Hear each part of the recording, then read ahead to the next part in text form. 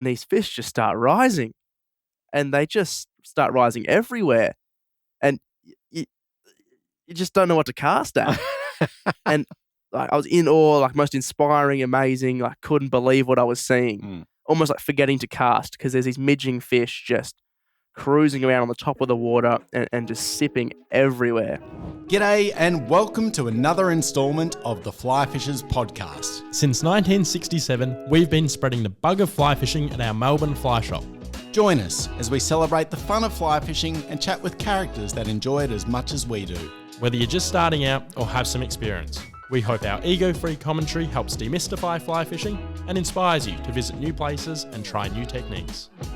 All right, welcome to another episode of the Fly Fishers podcast. Behind the counter. Boom. It's been a little bit since I've done the behind the counter. I feel like That's like, yeah, better crack in on. yeah. Oh, Cheers, mate. chin. Yeah, been a good week. Been a crazy week. This is the only trouble with these new things. The gets in the way of the beer drinking. I I didn't was even gonna say, think of that. Bit of R&D still to be done. So anyway, we can work around it. It's all good. Yeah, a bit of new equipment here. Hoping that you're enjoying the audio quality. I think it's an improvement. Yeah. So far, so good. Lots happening though in fly fishing. I think I actually feel a bit run ragged this week. I feel like I've sort of been burning the candle at every end possible, but it's all good. It's all fly fishing. Flood relief and lots of new gear and Heaps of new gear. yeah. No, it is good. And yeah, plenty of customers coming in, having great success on the water. It's fair to say that the state of fly fishing is pretty bloody good at the moment. I reckon. Yeah, I think we're getting that golden run towards the end of the season where things are also getting that bit of boost with the heat. Totally. Yeah, I agree. We've been quite lucky that it's been a fairly mild sort of summer as well. The Goulburn, I think maybe through that main part of the season was up and down so much that the trout never really settled, whereas it has been at a fairly consistent level now for some time. Hatch has been great and the quality of fish has just been insane out of there. We're talking New Zealand quality trout in a northeast Victorian river. Yeah. It's pretty hard to beat. Smashing dry flies. Yeah. And that's not to say the small strains aren't fishing well up there too. They're going really well. And of course, Mick at our Yay shop has been, going on and on about just how good the fishing is up there right now and how, it really, in comparison to a lot of other years, there haven't been too many anglers around. So get up there and enjoy it is what we'd say. Well, and it's cold. Like the water is running so cold. We went up there on the Murrindindi on last week on Tuesday. Yep. Thank God it was like early season. Felt like snow was running into it. Yeah. Isn't it a funny catchment, that one, how it's able to keep cold water? And lots of water. Yeah. I think of those small streams, though, the one that seems surprising and given the fishing that it's been having is King Parrot Creek, which is very low right now, but it's not hot. The fish are still there. And if anything, it's fishing better now than I'd say the lead up to Christmas. Oh yeah, I'd reckon. It was actually on fire the day, or near fire, the day Mick and I were fishing, and we had to run off, and he'd had his only day off, I think, in over a month from fighting fires. Yeah. And unfortunately had to go and get back into it. Yeah, he's been a busy boy, old Mick. If you're up Yay way, definitely drop in and see Mick at the Yay shop and give him a pat on the back, because that man, he has been working very hard for CFA, and of course, does it, I guess, all for nothing, and just out of his own generosity, he gets involved there and does amazing work. Really amazing work at a time where the community really needed it. So, hats off to Tassie. Yeah, it's very nice having someone with a vested interest protecting that Murrindindi catchment. He did say that, didn't he? He's the defender. If there's a fire anywhere near the Goulburn or the Murrindindi River, you can be guaranteed that Hussey's going to be there holding a hose. Yeah. But yeah, plenty happening. And of course, we've been doing a bit of fishing as well. But I'd say no one's had quite as good a fishing as maybe the bloke sitting next to me here, Damo. Wow. Your first trip to Tasmania, how was it? It's not even sunk in yet. Unbloody believable, I would say now. But in the build up to it, I found I had about a week spare just before I go back to uni, and I wanted to have a trip of some sort. And I had all the guys in my ear go to New Zealand and make the jump and chase those big rainbows. And I thought, I haven't been across to Tasmania, the sort of the first thought of an Australian fly fisher, I guess, and a classic destination that a young angler should tick off. And I couldn't be happier that I went down there. Yeah. Yeah, it's such an interesting fishery down there in Tassie, and I think it's all about expectation, and we were obviously getting in your ear beforehand about just how tough it can be down there, and your experience in this trip seems in contrast to most of the reports that we've been having coming in from Tasmania, because the fishing has been, probably below average with some unbelievable highlights. Like if you're in the right place at the right time, and it's the same every year, to be fair, but more so this year than any other, you've had to be a pretty dynamic sort of fly fisher to really capitalize on those opportunities. But yeah, you did. Yeah. Lightning struck. I think we had.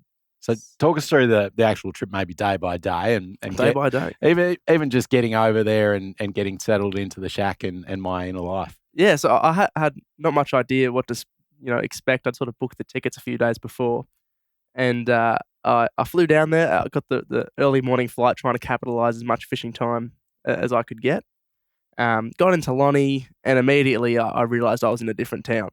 It was the greetings, the people, the weather, everything was not my usual. But I got up there to Miena, and even on the drive up, I was amazed by the scenery. It felt far from home, even though it's the same trees and animals, but it just something about it had that sort of rugged. It's hard. It's hard to believe when you jump on a plane and you're only 50 minutes and you're touching down. Yeah, and just how much of a different world it is when you get there, isn't it? Oh god, flying over, I didn't think there was any land left. There was just rivers and lakes and everything running through the whole state, and I knew I was going to be in for a good time, fishing or not. Anyway, so I made the trek into Miena, and pretty smooth sailing. I'd been warned about the roads and the conditions, and got there safely, which was good. And like any Tassie trip, I think for a lot of people, the first stop was Jim's shack. Jim Allen, one of the founding fathers of Tasmania and the fly fisher, and he's part of the furniture over there through the summer. Yep. So I charged in, and there was not much time for a coffee or to unpack, and he was sending me on my way fishing. Good. Did he point a few spots out on the map, or how'd the conversation go there? He sort of asked me where I wanted to go, and I thought I'd done all the preparation, asking two people where to go before I'd left, and I had a little list written down, and he said, "Bugger that, I'll tell you what's going on." So, I've gone in there, thinking I'm going to be able to figure this thing out and be great. And Jim goes, "Go to Little Pine, you're young, walk from the dam wall all the way up to the top end where the river comes in, and there'll be duns there, and there'll be fish on the edge." And I thought, what? It just... to be fair, it's probably been 40 years since Jim Allen's actually fished that spot and been there, but he is the oracle. Holy shit. It's like he'd had a camera pointed on there, and I'd parked the car, and the wind was blowing a gale, and it seemed like that edge was the only one that really looked like it was going to be productive. And I was a couple of other anglers there, and I'd sort of sped past them, and was the only one, like he'd said I would be, heading up to that end. And as I'm walking, I've stopped, and I've seen my first Tasmanian dun, and thought, oh shit, this is going to be quite the day. And then I didn't see any more. They all seemed to just disappear, or the 3 or 4 that I'd seen were just in one little spot. But I'd walked all the way up to the river, and been casting along the way and looking for fish. And I think that's what I didn't understand. I've read the fly stream articles. I've talked to people, and Polaroiding in Tasmania, you'll see the fish. I didn't see, I wasn't seeing anything, and I didn't know if that was me or the fish. But I was sort of immediately realizing that I don't have this figured out. This is not stripping wets at Moorabool. Like, this is a whole new kettle of fish. And And luckily I was walking sort of just to where the river comes in, and I see this sort of tail kicking. And it took me a second to, sort of really gauge it that that's a fish. I hadn't seen a fish sitting there of that size on the bank, sort of just doing its thing. And I was watching it and, calculating my approach and getting ready for it. And, first thing, cast at it and boom, he's gone. Like the emotional build up was there. And, my eyes are like saucers watching this fly land and the fish sort of dancing around the same area. And whatever I'd done, jammed it too hard. And the bow wave was a big fuck you. Unlucky, mate. Off he shot. Yeah. And that's, again, another learning moment where it was, Yeah, like in hindsight, that moment, what would you have done differently, do you think? I think I had a dry above a nymph. I just would have chopped the nymph off. I don't know why I had that bigger presentation there, or, too much line hanging around and stuff that could get kicked in the wind. Yeah. I think I should just kept the dry fly, kept it simple, even shorten the leader up. Sure. And just make sure that one shot that you're going to get is the only presentation you're after. Yeah. I guess if you've seen his tail, he was in some pretty skinny water. Was it quite shallow? Yeah, it wouldn't have been a foot. Yeah. I feel like any real shallow stuff like that, you can get away with just fishing that dry fly. Like they'll sense when that fly lands, they'll come up to it. Exactly. Like they don't have far to go, do they, to get to the fly? So, but yeah, there is a good lesson in that. Like keeping things simple, quite often it's the key. Like just concentrating on one fly rather than trying to fish multiple flies. We all do it, and we think that we're getting 100% more fish by fishing 2 flies, but it just does not work like that. Oh, 100% right. And that was sort of, if I looked at the end of the trip, that was the big learning. Keep it simple. And I'd kept walking around Penstock. I'd gone across the river and then heading back to the car to get back for gin and tonics at the shack at 6:30. Little Pine, you mean? Yeah, Little Pine. Little Pine, yeah. So I was sort of walking back to the car and having a bit of a cast across one of these points, and I've hooked up on a fish. And I was immediately then, you've gone from the depressive, I've done it all wrong, I was too arrogant, I was cocky, to I'm the greatest fisherman that's ever lived. I've come to Little Pine, no one's caught a fish here today, and I'm on it. So I whip my phone out thinking I'll do the right thing and get a nice video of me holing this fish in. Got to share it with all the fly fisher followers. Yeah, and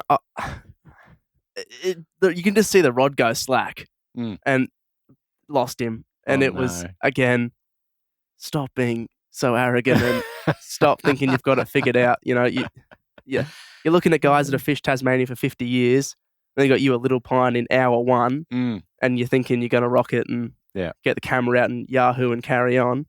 So that was, again, tail between the legs, back to the shack, and back to the drawing board for day 2. Yeah. Geez, that's a pretty good little run though, isn't it? As your first day in Tassie, just landing there and doing that, finding a couple of fish and having real legitimate chances. Yeah. That's very good. Yeah, it's a lot of luck. Like I think as Jim had said, if you go up to that back corner, there'll be fish.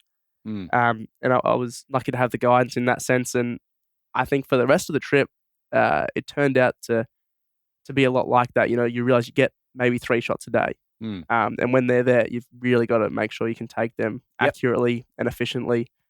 100%, mate. 100%. And get after that. But the next day, Jesse came up. So back down to Lonnie, picked him up. Good. And we thought, we'll go have a crack at Penstock.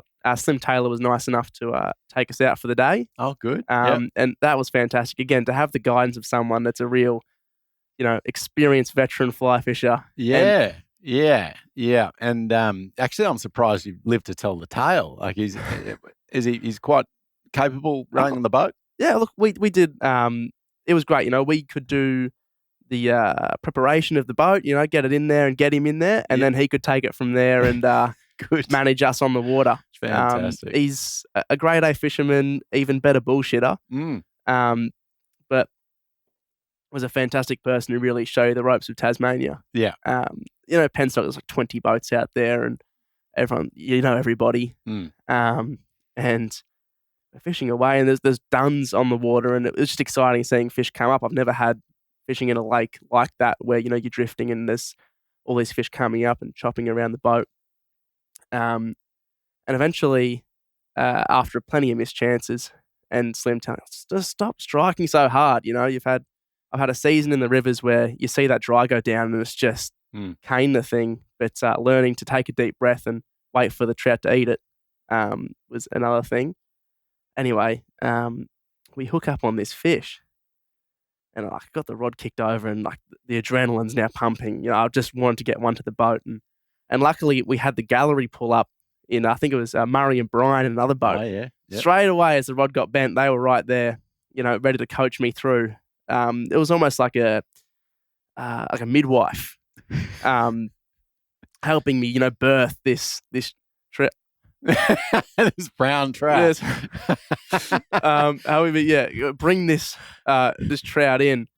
And luckily, it was plenty of heckling and plenty of carry on. But this fish, which was amazing, like the size and the power of this mighty brown trout, had me more than excited. And we got it in the net, and that was my first Highlands brown. Ate it done on the dry fly, as classic as you could get. Yeah, amazing, mate. Jeez, yeah. It was even that one fish was just cracking. Yeah, yeah. So you're kind of off and running at this point, aren't you? Like, I'd imagine you're starting to feel maybe a little bit confident. Like, I can do it over here. Yep. And I'm starting to figure a few things out.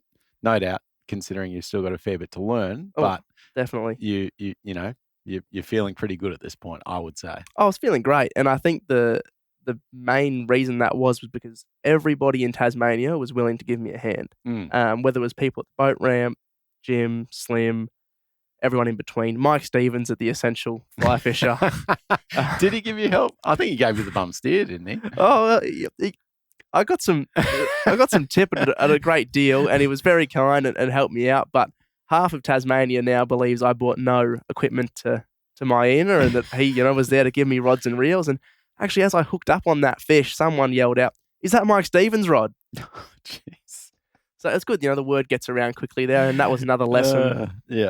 All you got to do is buy a spool of tippet to have some stories flying around about the fly rod that you've just, acquired. Yeah. Doesn't take much, does it? It's a small town. It really is. And that's Tassie, isn't it? And especially the fly fishing community, they're so well connected over there.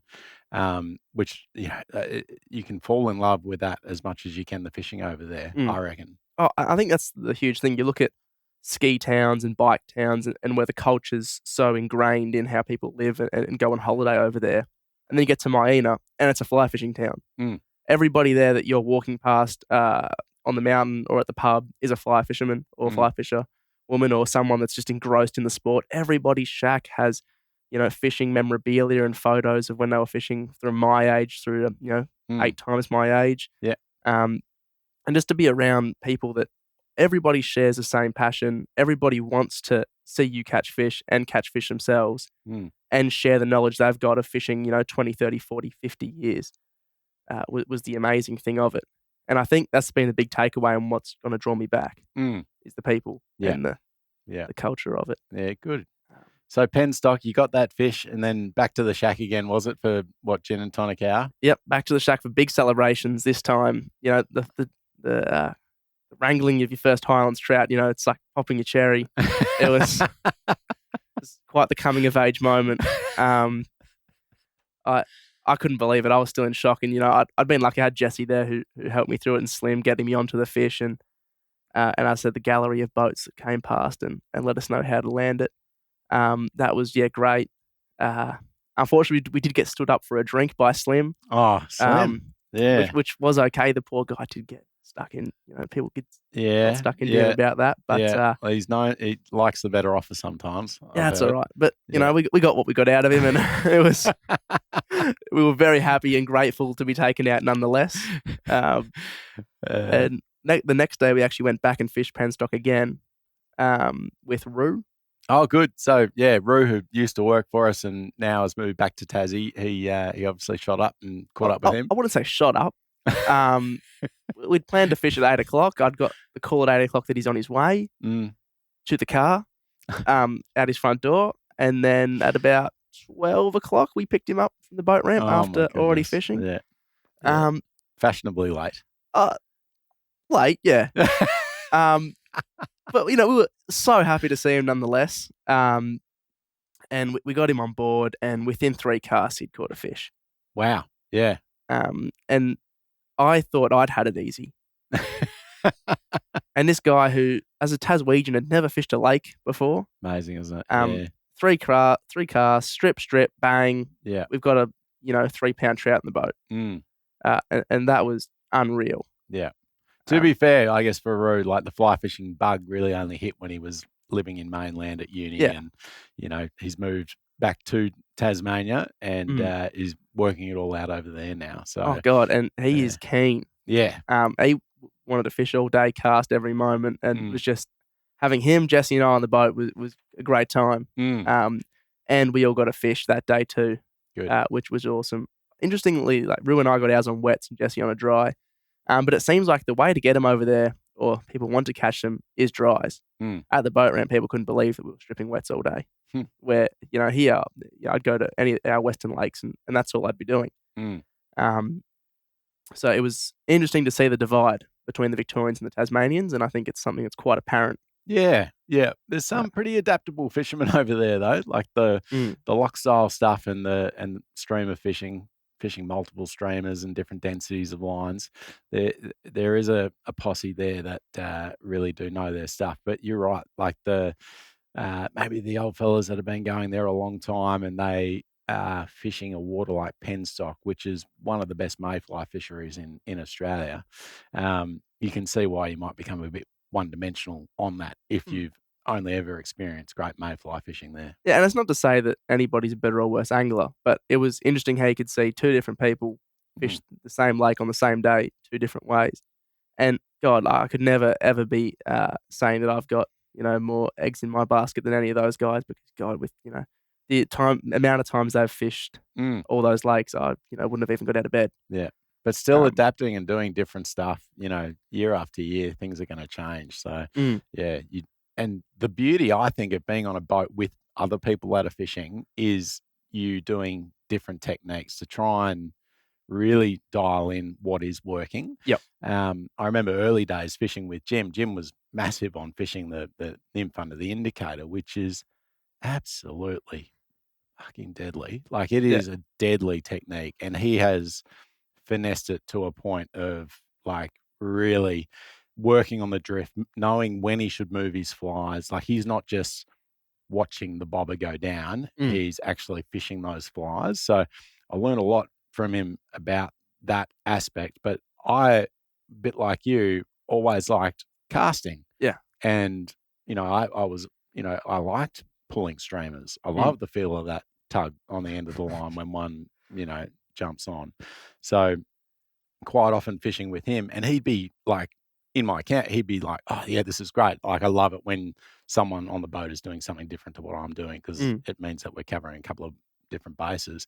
And as many times as I'd be catching fish and Jim wouldn't be catching them, he'd be catching them fish and I wouldn't be catching them. Exactly. So it was almost a 50-50 sort of split, but that just really highlights the importance of trying different stuff. Yeah, and now it's what you take home here. I think the ways I'm going to approach our lakes now is going to be very different. And, the techniques and experience that I've been very graciously given and imparted with is something that I'll take on for sure. But then I think... You had a big party too one night, didn't you? Well, Jim's 82nd.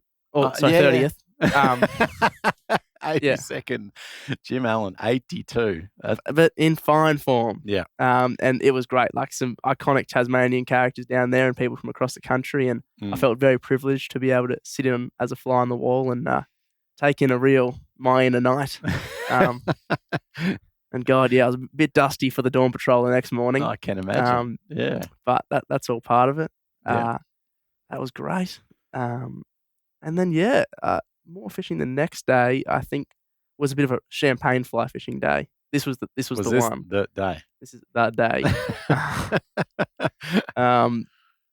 Where it all sort of converged. I don't know, we'd had one fishless day in between. Right. We'd had a day walking and that didn't do us too much good. Where'd you get to then? Walking. Where'd we go? We might have... This is you and Jesse. Might have gone to... You didn't walk Great Lake or something? We did in the morning. We walked Great Lake in the morning, and then we went to Cameron's. Oh, yeah. And Shannon's that day. Shannon Lagoon. Yep. Had a look around, but yeah, no joy. So we really learnt that day on a big walk and a lot of fishing that, it wasn't going to be easy. But still, I was just so eager to be there. Big walk, to all those people that do 20, 30K days out in the Western Lakes. I apologise on behalf of Damo for that comment. Fishing 10Ks. Cameron's and Shannon's right near the shacks there is not a big walk. It's not a big walk. No, but good on you, mate. Yeah, how'd the legs? You pulled up okay? Very strenuous, for a desk jockey like me. But good. And so, but the next day, things really picked up for you. Oh wow! I went out with Nick Cush on the Great Lake. What was it like that evening? Were there a lot of midge and stuff around the lights? You could tell it was building. Miena was bubbling. Everybody was talking about tomorrow will be the day. The midge are coming out tonight, and the weather's doing this, and there's going to be fog over the hills, and there was you could feel in the air. Everyone was hooking the boats up that night. Everyone was stringing the rods up, getting the flights organised. It was going to be time to go the next day. And it was indeed. Nick and I went out there in thick fog, and I haven't been out on a boat in fog like this, and it was surreal. Like you're in a dreamland. And you're crawling through the fog, and you're seeing nav lights coming past you and around you, and you think, "Oh, I hate that feeling." Like, are we going to make it there? Yeah. And the only way you know where land is because you can hear a crow, and you're just creeping through there, and all of a sudden you get this patch, and the water's glass out, and these fish just start rising, and they just start rising everywhere, and you just don't know what to cast at, and it was just the most I was in awe, most inspiring, amazing. I couldn't believe what I was seeing. Almost like forgetting to cast because there's these midging fish just cruising around on the top of the water and just sipping everywhere. And we got straight into it. And we were very lucky to see good numbers of fish, and the casting was great because you're seeing these fish tracking, having a sip there a metre to the left, and you can see where they're heading. And if you can land that fly on their path, there's a great chance they're going to eat it. And again, had to learn that slow strike, almost like see the fly, 1 Mississippi, 2 Mississippi, 3 Mississippi, and then just lift. Yeah. And when you can just feel the rod go and the line go tight, it's just it's pretty good, isn't it? Yeah. I feel like that fishing. I don't know. There's heaps of fishing like that, I guess. But you've seen the fish rise. You know where he's heading. You make the right cast, and then you feel something. You're like, I'm on here. Yeah. It's like having all the odds in your favor. Yeah. You know that you've played the right cards. This is going to happen. Yeah. Everything sort of slows down, and that fish's nose comes up, eats your fly. You see that, dorsal or tail give you a little wag as he's, poking his head down, and then you slowly tighten that line. It is amazing. That is about as good as it gets in terms of boat fishing, in my view. Oh God, it was just incredible. And I screwed up so many casts, and I had things where I go, why'd you do that? Why'd you just rip its lips off? Why? But you learn, and as the day goes on, you start to get in a bit of a rhythm. And God, just a spectacle of seeing fish in wind lanes and all this foam built up. And, you're not seeing fish rise, you're seeing the foam split and casting at that and casting it where you think the fish is going, and then learning to go, Nick Cush has fished here for forever, and he can see one rise and know exactly which direction that fish is going.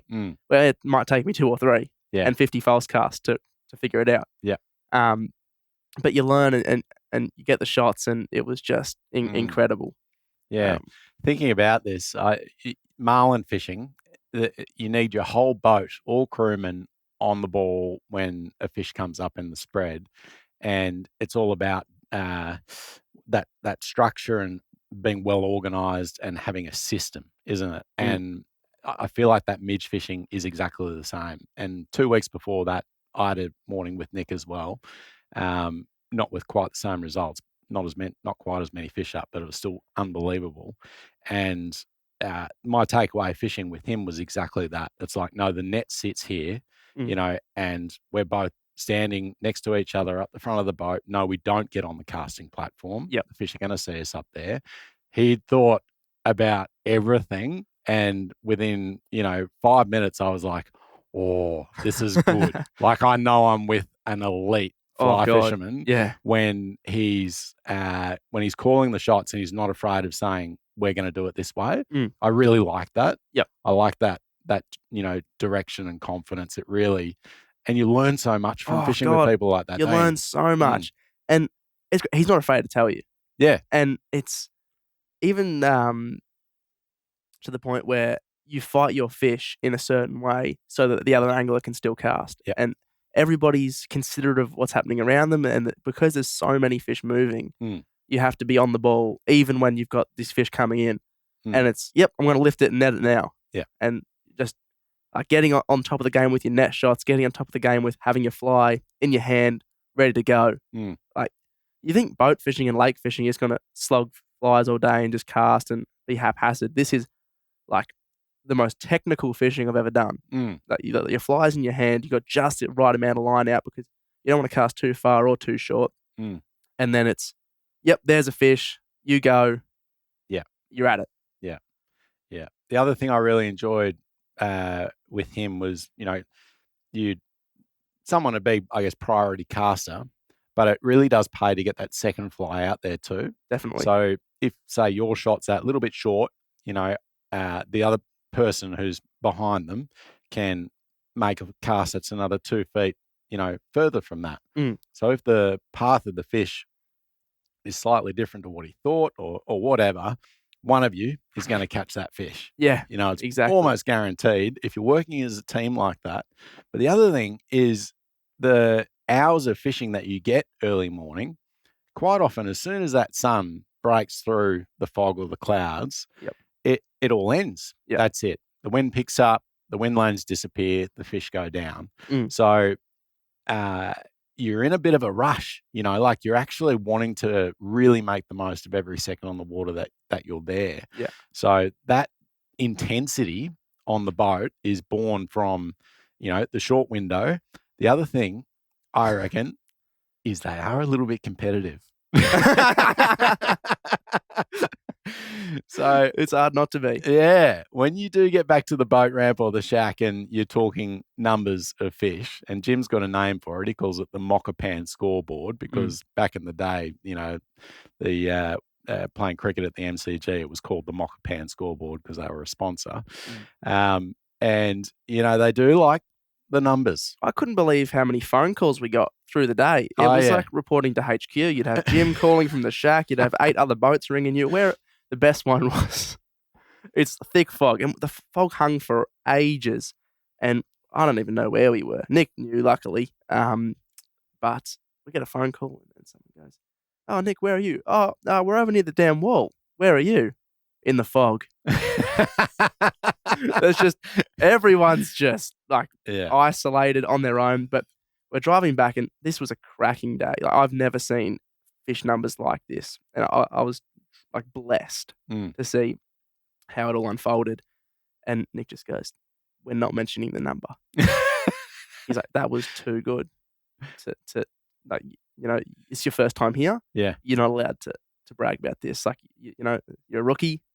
Just this was luck." Yeah. And I was like, "Yep." Yeah, you don't deserve to have fishing like this. No. After 4 days in Tasmania, this is, you've had a red letter day. Yep. Better than most people who've been going to Tassie for a very long time. Yeah. And so lucky. And it was not my effort or skill that got us there. I think in the end, it was just the heavens open and the midge came out. It was the day and you were with the right guy. Oh, yeah. Nick is so indebted.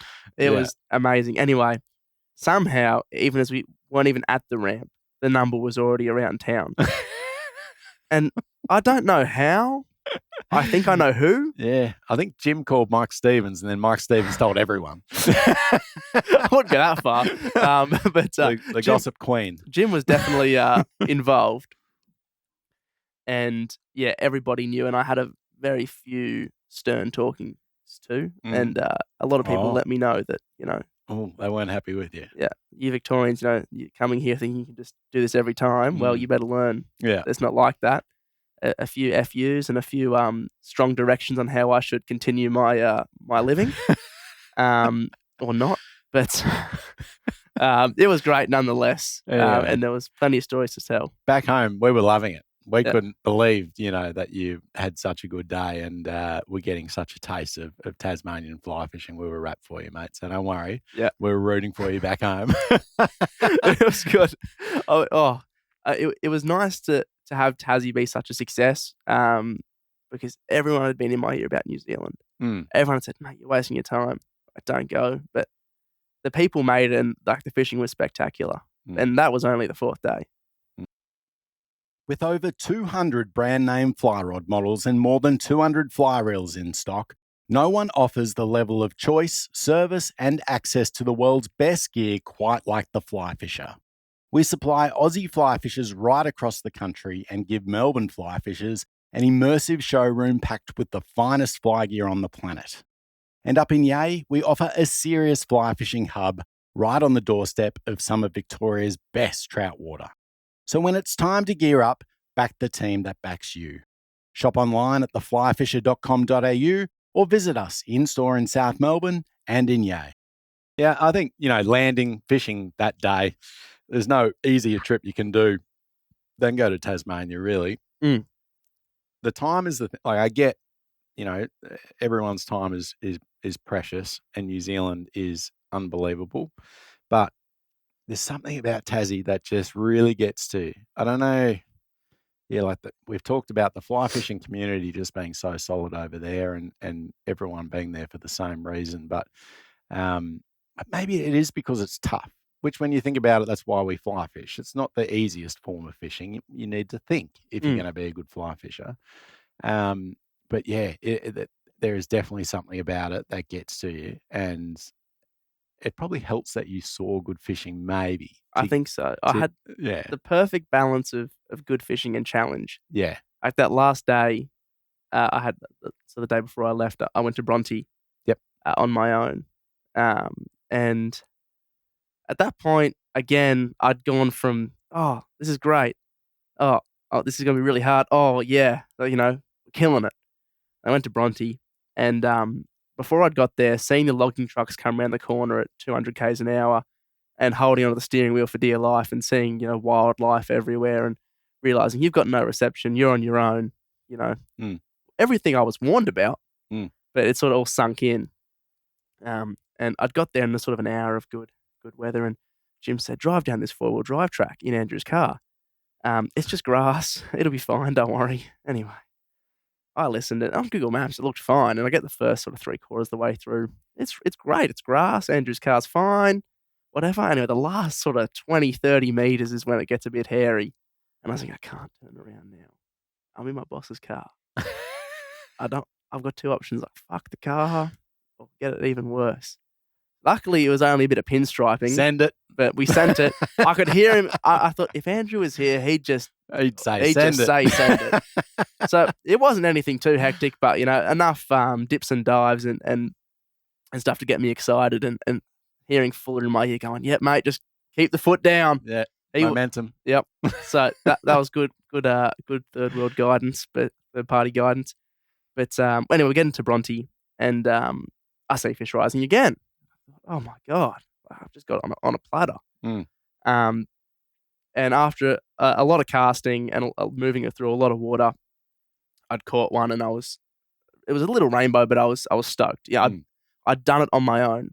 I'd got a fish. Like I'd had so many people give me help and it was amazing, but to do it, when you're on your own and it felt just really... It's a different feeling. It was triumphant. Yeah. So it's like tying your own fly and catching it on a fly you've tied yourself. It's that feeling of real fulfillment. Yeah, and I'm a real fly fisherman, because I just need to get guided, which I was for a lot of the days, really, when everyone took me out. But the inside run, like it's a beautiful thing, but yeah, working it out on your own, it's I'm always surprised how easy it is to work out on your own though. Like when you actually do get thrown into the deep end, I feel like your thought process changes a little bit and you have that ability to work things out at a pretty rapid rate. Yeah, I don't think I'd have it anywhere near worked out, but I definitely was starting to put 2 and 2 together and getting the first steps towards, starting to learn how to do this thing. And I'll go back to the car and have a bit of lunch. So I'm walking along and I step over this bush and there is this like mega tiger snake a foot away from my boot. And God, like just the shock comes over me. And I'm not a snake person. Mm. And I was just like freaking out and, like, carrying on. And as soon as it had got out of my road, I was definitely out of its. And I bolted back to the car, jumped in the driver's seat and just... just thinking, God, I've got no reception. I've again thought I had it figured out, and then this thing just come and rattled me. And I sat in the car for a lot longer than I'd like to admit, and on the verge of tears. And I thought, I can't let this wreck a good day. Yeah, So- no, don't worry, mate. I'm definitely sympathetic to you. We've all had snake experiences that we'd rather not have had, and you actually got to take that shock seriously. So the best thing you did was going and just sitting down for 5 to, an hour. Yeah, odd- no. yeah, no, you need to let the body to, just get right again. But yeah, I think we overreact with snakes a lot. Oh, definitely.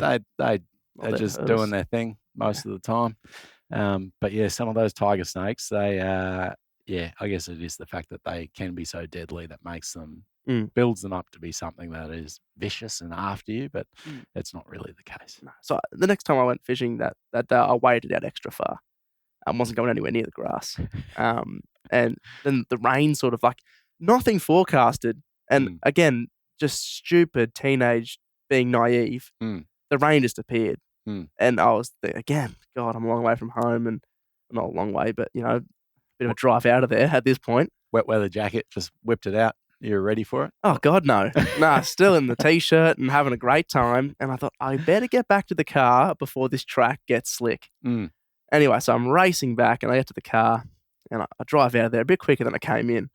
And that's when I stopped and thought, I better write this down about how this day's gone. And Jim had been talking about poetry, so I thought I'd give it a go. And I said... Here we go. I was so shocked. This is what's come out. I said, to Tassie I went, 19, strong and tall. Yet it took only one long snake to clear my guts and all. I reflect fondly of my time in such great rugged land.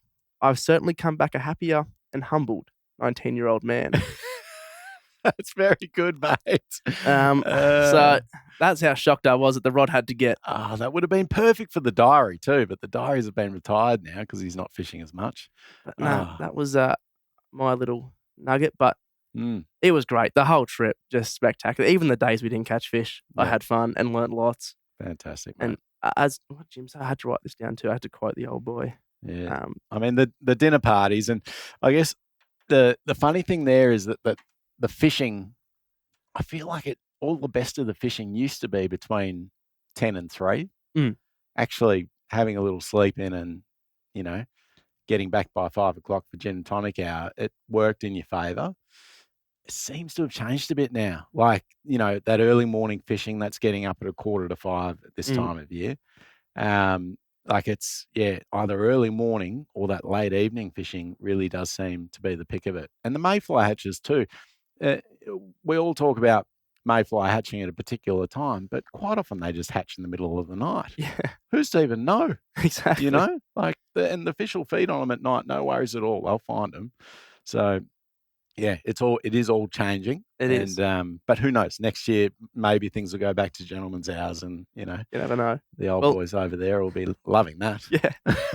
Well, They'll be catching fish again. I think they still were. Like, to those guys' credit, God, they can fish. Oh yeah, there you go. But Jim said before, actually the night we had that red letter day, when there was plenty of people in the shack letting me know that that's a once-off. It's a rare occurrence. Jim said, Damien, if life was a day's fishing, that would have been your first cast.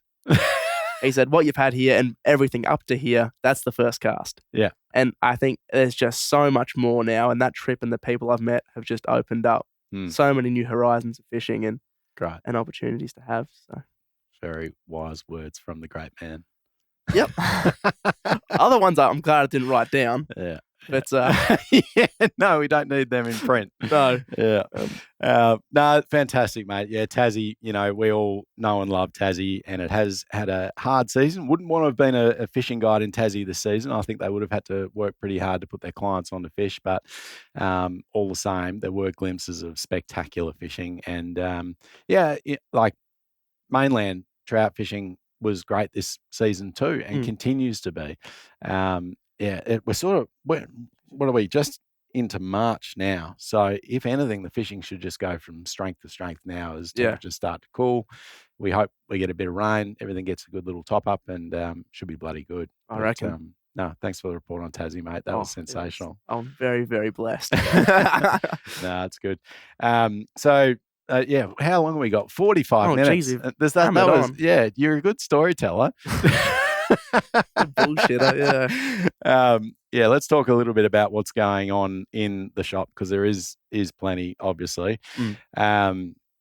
New product wise, we've got quite a lot from Sage, actually. They've been busy, haven't they, over the last 12 months, it would seem. Covering all horizons. Yeah.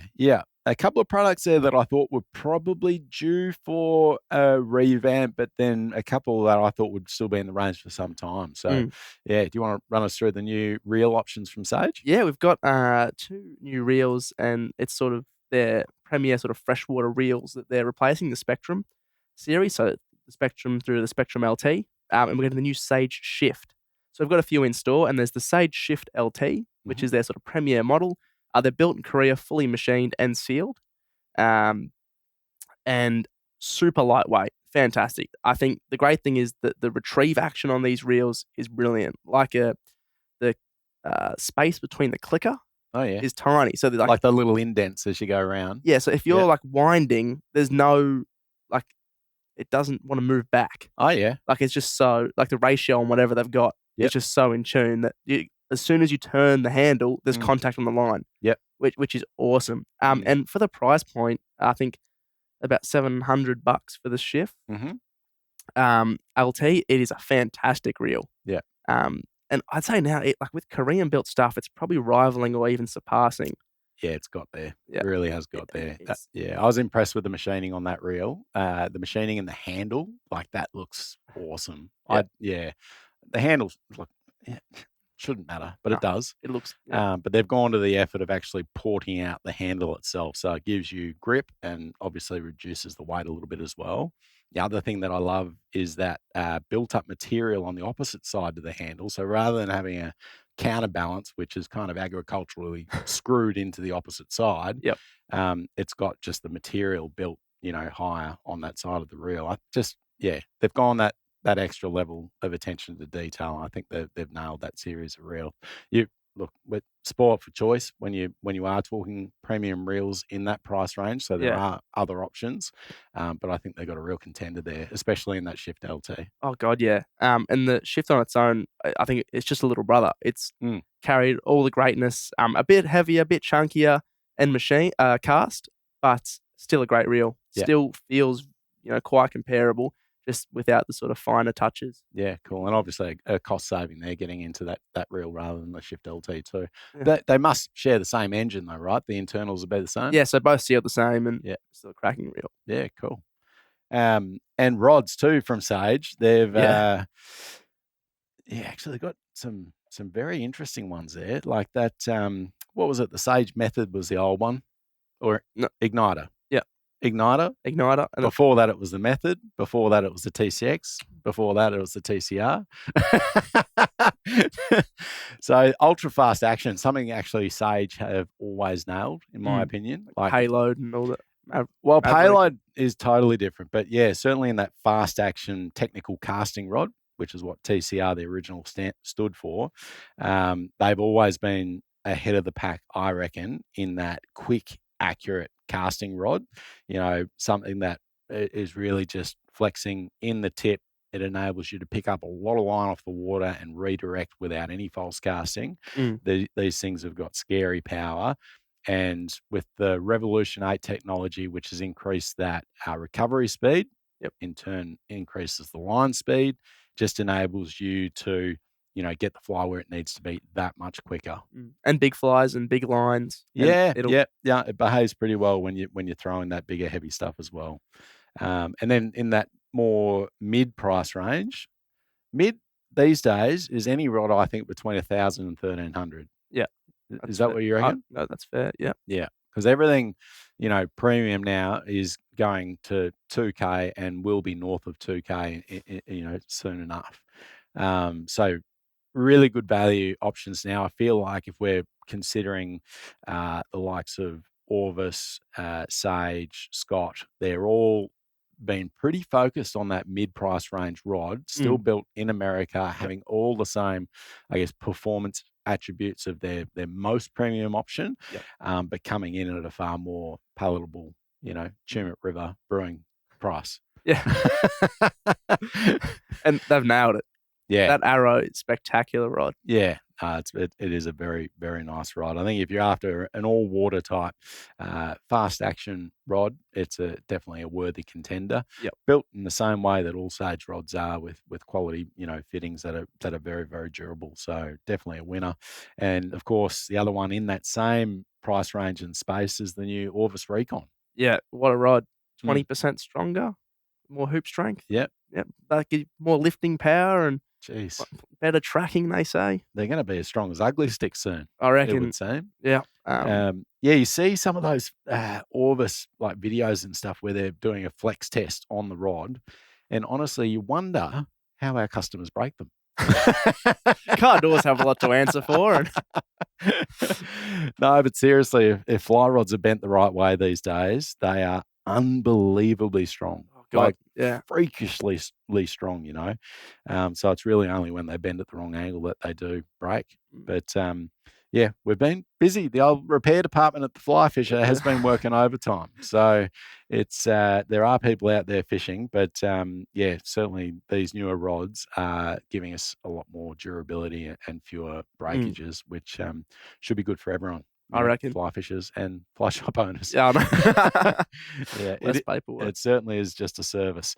What do you got here? What's the next? Your RK. That's a big one for you. Yeah. You've spelt it RK instead of RK. I just thought I'd keep it brief. It's abbreviated RK. Yeah. Oh, that's fantastic. So RK fly rods I should have done a bit of background research on these, but I'm pretty sure they're a Spanish brand, very much entrenched in the competition fly fishing scene. They've got a model of rod called the Otter, which comes in all the, line weights and lengths that you'd want for Euro nymphing. Very, very sensitive rods, great for Euro nymphing, but the one that we've gotten more excited about than anything is the 9'6" 3/4 weight. So this is the RK Otter 9'6" 3/4 weight. It's like how do you even explain it? It's like the dry fly machine. Yeah, but the feedback you get through the handle, it's a nice crisp action. It just everything about it feels like it should be a $2,000 fly rod. Yeah. But these are $795 from memory, which for a rod of that ilk is just an absolute steal. So, new brand for us at the Fly Fisher. Definitely one that's got legs and is worth checking out, especially if you're into those more advanced competition style techniques. Yeah. And like dry dropper on that thing's going to be. That is what the Spaniards are so good at, and fishing single dry flies. That's kind of where their strength lies, and that's where RK are really making a name for themselves. Exciting. Yeah. Guideline restock. Yeah. We were waiting so long for that last load of guideline, but look, it's such amazing stuff for the money. You've got the Elevation, the LPX, and NT11 in the top end. All of them are $1,300 and under, and they are premium in every sense. So if you're after a great value fly rod from a European brand that certainly is not an up-and-comer, these guys are seriously well established and have unbelievable brains behind them. So certainly worth running a line through. It's shocking when you put a line through them. It really is. Like, I think more than any other brand of rods, they have nailed what a line weight should be. So like a 5 weight with a true 5 weight line, Yep. they bend in the way they are supposed to. Yep. These aren't soft rods. The recovery speeds are fast, but if you stick to line weight on them, they are just a dream. So we're talking, don't run an Infinity, don't run an MPX, don't run an Infinity Plus. There's only one line for that, and it's a scientific angler trout expert. And if you get one of those on there, they are just sublime. So yeah, definitely check out Guideline. Yeah, that's it. And we've already sort of touched on some technical fishing rods, but the Primal Zone Triple C. Yeah. I mean, yeah, Primal for, I guess, well, they're not the little guy, are they? But Manic Tackle Project, that have become a bit of a juggernaut in Australasia and certainly great suppliers of some of the leading brands in fly fishing gear. Rene Vaz, who founded the Primal Rod company within Manic, they've just gone from strength to strength. And yeah, Rene, he really does understand fly rod design. He's a technical minded sort of person that knows what people are looking for. And I think he probably stumbled across these carbon fiber grips and thought, wow, there is a need for that. We are stuck in the dark ages running cork handles. Yeah. How can I best launch these carbon fiber grips in a new series of rods? And of course, the early adopters with new technology and things that are going to give them the 1% of edge. Yep. It's those comp guys that are advanced and using these more advanced techniques. Let's put it into that series. So it's the new Primal Zone Triple C, available in all the normal sort of line weights for Euro nymphing, short line nymphing, and then of course the 9'6" 5 weight, which is a cracker. Yeah, they're calculated rods, even down to the reel seat, like fully machined. Yeah, and just like for the price, nasty rods. Like they are just crackers.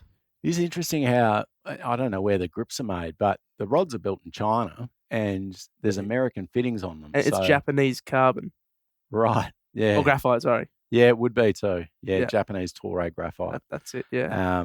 And of course, with that continuous carbon chain as well, very stable, quite unique in the fly rod market. And you can see why they're starting to get penetration into the European market and becoming well recognised throughout America as well. So, the new Primal Zone Triple C range of tactical, technique-specific fly rods. That's it. Really, really good. Wow, this one's going long. Sorry, guys. You get us talking about fly rods. Jeez. We need another beer just about. But no, we'll kick on. So, yeah, we've gone, reels and rods. So that's the main thing. Apart from, there is one other very exciting new product that just rocked up today, which is the new Airflo fly lines. Oh, true. So, Airflo, they've always made a decent product, but they've always been nipping at the heels, I reckon, of Scientific Angler when it comes to genuine plastic technology that works in their fly lines. Their new polyurethane that's got all sorts of additives to it, they're there. They've made it. They are finally going to be level with scientific anglers in a performing fly line. So these things have next to no memory. They lay straight on the water, putting you in complete contact with your fly. They're slick, smooth, easy to keep clean because they repel dirt. There are so many great features behind these new fly lines from Airflo, and I think if you're after a strong, a durable fly line, now you really should do yourself a favor and consider them at least. Definitely. We're big fans of Scientific Angler. Nothing is going to change there. We know what works there, and they are fantastic. But Airflo are definitely there now, and polyurethane doesn't break down like PVC. So you'd have to imagine that the durability aspect of them is going to be next level. So they are recyclable as well, which is I guess a good feature. New Airflo fly lines. They're doing the universal, the power, and the tactical. So, 3 great tapers there that you already know and love from their previous lines. Definitely And check them out. only $199. Yeah, start at, so it's the equivalent of the Smooth, Yep. essentially, in that $199 price point. And then at $249.95, there's the Ridge 2.0. Yep. So, in contrast to scientific anglers that have little micro dimples built onto the coating of the line that really add a lot of flotation and slickness to them, the Airflo have got ridges, which literally, like, You can- tiny. Like, if you look at a microscopic view, it's actually phenomenal to see, that level of detail in what is a very thin fly line. Yeah. Like you need a bloody microscope in order to see it, but they are very accurate little ridges right around the coating of the fly line that run the entire length. So they shoot through the guides unbelievably well, in much the same way that those textured lines do. So great stuff from Airflo, and it's awesome to see a company like that going from strength to strength. And the customer wins. 100%. That even with the price point, the technology's up to par. They're really nailing and having a good go at scientific anglers. And you guys are the ones that win. Yeah. Yeah. No, we win. Yeah, we win. Yeah. It's great. Yeah. Definitely worth considering those if you're in the market for a new fly line.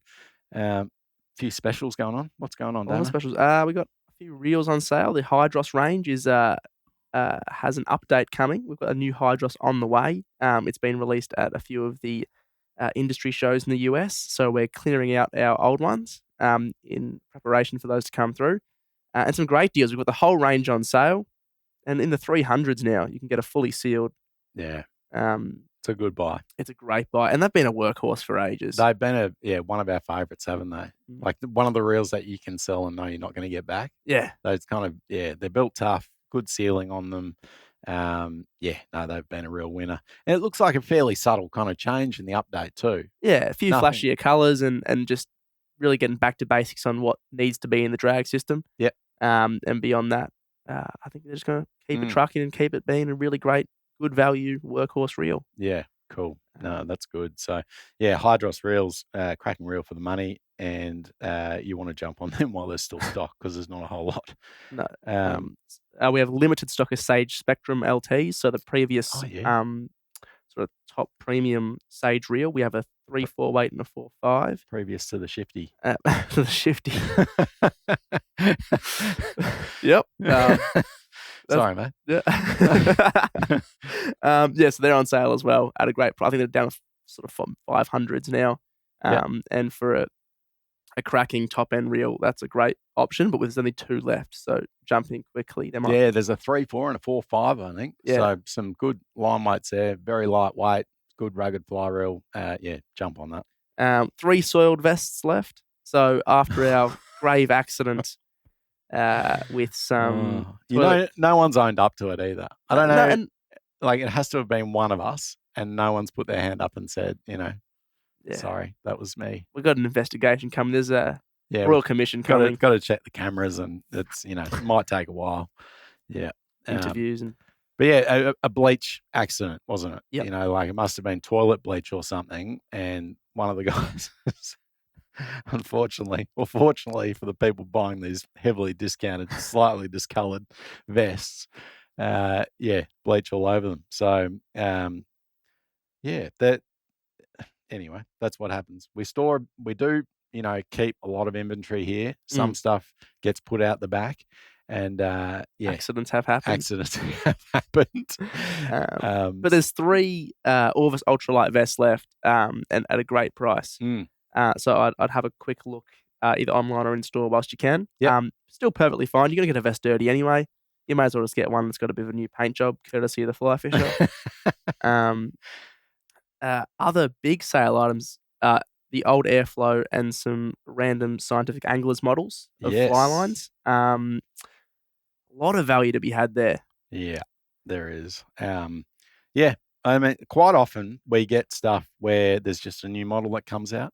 There's nothing wrong with the old model. It's not even old. Yeah, it's just that the new one's out. So, yeah, obviously the Airflo lines being the tactical, the universal, and the power, making way for the new plastic coatings that are in the new ones. It's so they've got to go. Yep, they've got to go. And we've still got a few Scientific Anglers lines there and some cool sinking lines and weird tapers and stuff that a few of you guys are really going to like.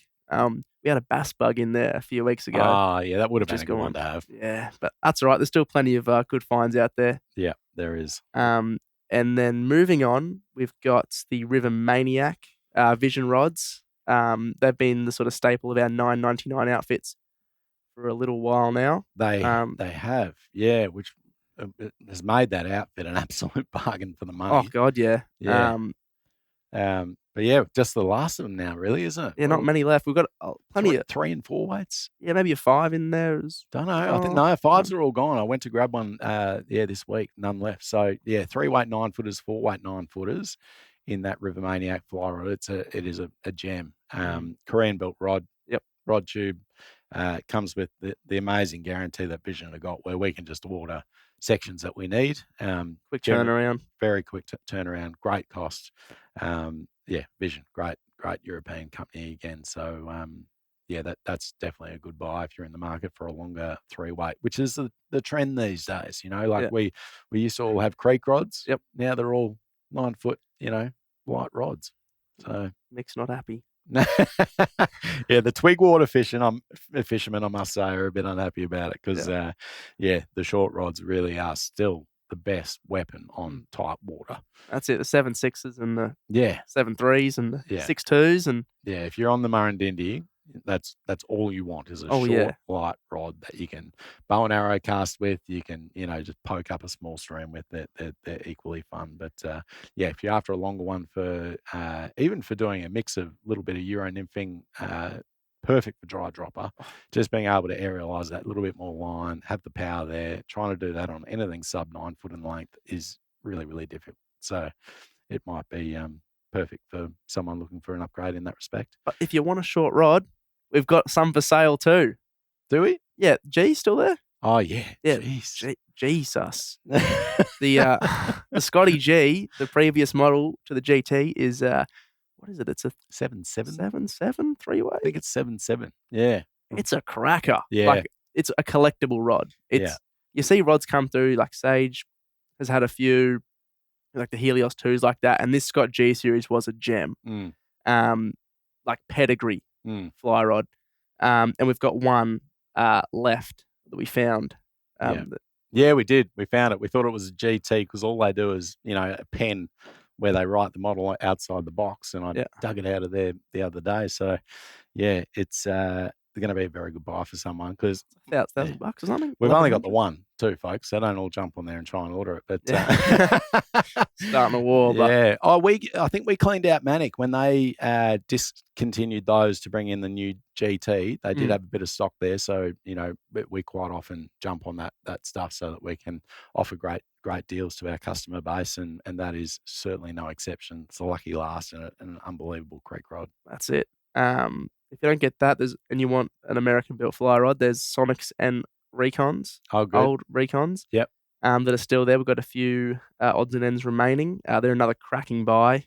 2 rods that have been the sort of basis for all great mid-range value and fishermen that want to take the next step into an American-built fly rod. Yeah, no, the Sonic was a popular one. Big time.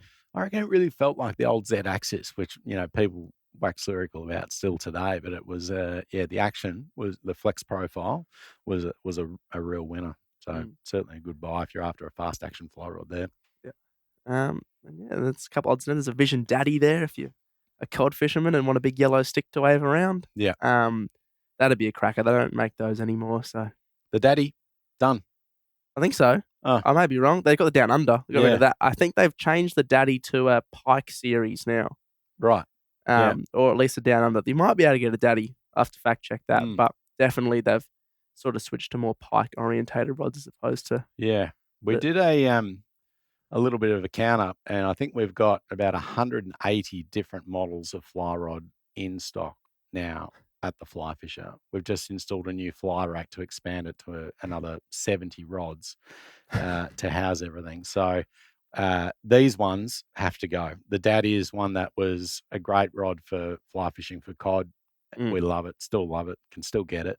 But we just need to make room on the rack. It's like we've got to draw the line somewhere, folks. It's hot real estate at the moment. We've got Yeah. half of the rod rack table is sage. Yeah. That's how many rods they've got out at the moment. Yeah. And how, Well, they cover every base, and the payload fits more into that Daddy range. It's a deeper loading, big fly rod. Yeah. Worth noting that these rods that are designed for casting big air-resistant flies, they aren't what I would call a fast action rod. They are deeper loading with fast recovery speeds to slingshot out those larger flies. So quite a specific kind of tool for a job. And that Daddy is one of the better ones because those guys in Finland that design these rods, they're fishing pike all the time. Oh yeah. And our cod flies are just like pike flies. They're the same thing, And I know of several fly ties that get their inspiration from what is happening over in Europe, tying these big pike flies. So they bit like Euro nymphing, European. They get the inside run on these rods that are designed for casting the big stuff. So again, if you've gotten into your cod fishing this season, which many people have for good reason, been cracking, then get yourself the Daddy. It's kind of cool looking too, isn't it? It's cool looking. It's got like an EVA foam handle and it's ready to rock. Who's your daddy, Damo? I'm going back to Miena. Yeah, you're safe up there. If you're ever going to run away from something, Miena's the place to be. It is. But that pretty much wraps up what is happening in store, apart from one little bit of news. Peter's going back to university next week. He's still going to be in store 3 days a week, which is great. Damo, we've had you for summer holidays and we've had a bloody lot of fun with you. It's pretty good. And it's good, what I'm really glad is that you got to spend so much time fishing through your summer break as well. And I feel like you've really grown as a fly fisherman too, mate. So well done. Thank you. I had a lot of good teachers and learnings along the way. Well, you didn't learn anything from me, mate. Give Nick Cush all the accolade there. So we are certainly short staff for now. If you do know of anyone, or if you yourself are looking for work in fly fishing, please do hit us up. We are looking for someone that really wants to get involved at the Fly Fisher. It is a great job, but it is still a job. We are retailing but immersing yourself in fly fishing every day, it really is living the dream. So great opportunity for someone if you are looking for work. I think we're probably more in the market for a full-timer if we can get it, and someone that's kind of maybe young and enthusiastic and really wants to learn, and has some experience and interest in not just one type of fly fishing. Like you guys, you what really makes you great is the guy that walks in that's going to Cocos Keeling Island. About that fishing. You've read about it. You don't have to have been there, but you're passionate about it enough to have absorbed all that information and be able to regurgitate it to the customer. Who generally has an expectation that you're going to know at least a little bit about that place because you're behind the counter at the Fly Fisher and that's what you're paid to do. So if you've got a good broad interest in fly fishing, you are exactly the kind of person that we are looking for. So please shoot your resume to shop@theflyfisher.com.au. With that said, I guess we should wrap it up. Yeah. Bit of a chin wag, but no, it was a good one. No, very, very good to catch up, Damo, and what you've been up to, mate. It's glad you had a good time in Tasmania, and good luck back at uni, mate. You poor bugger. Thanks for watching, guys. Cheers.